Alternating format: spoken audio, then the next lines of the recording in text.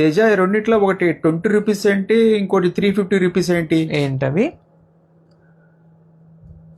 Okay, so basically ఒకటి వచ్చేసి plastic pearl, ఒకటి వచ్చేసి ఫ్రెష్ వాటర్ పర్ల్. సో దీనికి రెండింటికి డిఫరెన్స్ మనం 3 స్టెప్స్లో చూడొచ్చు. ఒకసారి చెప్తాను అవి. సో ఫస్ట్ ప్లాస్టిక్ పర్ల్, ఇదేమో fresh water pearl. So first difference ఏంటంటే లైట్ రిఫ్లెక్షన్. ప్లాస్టిక్ దాని మీద ఏదైతే మనకి కలర్ పడుతుందో ఆ కలరే బయటకు వస్తుంది. బట్ ఫ్రెష్ వాటర్ ఏంటంటే లైట్ రిఫ్లెక్షన్, కొంచెం రెయిన్బో కలర్ లాగా కనిపిస్తుంది.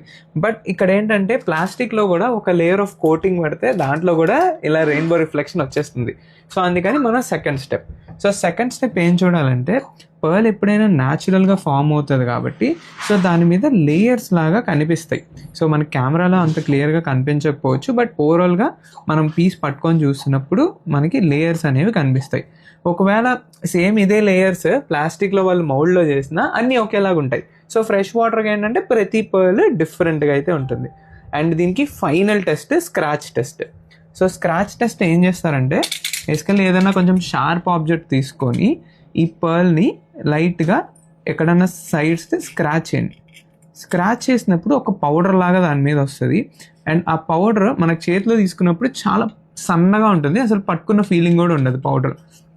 అండ్ మోర్ ఓవర్ మళ్ళీ దాన్ని కొంచెం క్లీన్ లాగా చేసేస్తే జస్ట్ అలా రుద్దితే మనకి స్క్రాచ్ కూడా ఇంకా కనిపించదు. స్క్రాచ్ పడుతుంది వేసినప్పుడు, బట్ కనిపించదు, ఎందుకంటే ఆ లేయర్ ఇంకా పోతుంది అనమాట.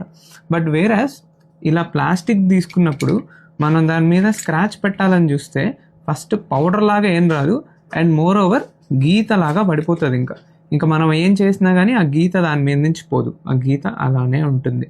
సో ఇలాగా మనం ఫ్రెష్ వాటర్కి అండ్ ప్లాస్టిక్ పర్ల్కి డిఫరెన్సెస్ అయితే ఈజీగా తెలుసుకోవచ్చు. అండ్ ఇలాంటి మరిన్ని ఇంట్రెస్టింగ్ టిప్స్ కోసం ఆలివ్ జెల్లీని అయితే ఫాలో అవ్వండి. Thank you.